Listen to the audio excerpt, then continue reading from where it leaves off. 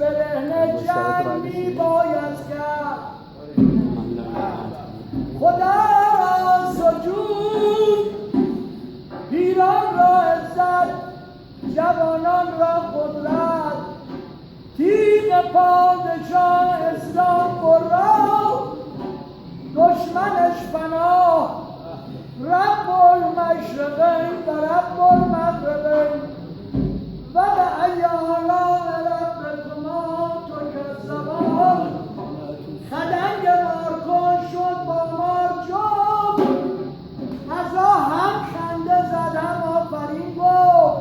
دم به دم قدم به قدم بکرد خدای ملک خدا، طبیب علت و گناه.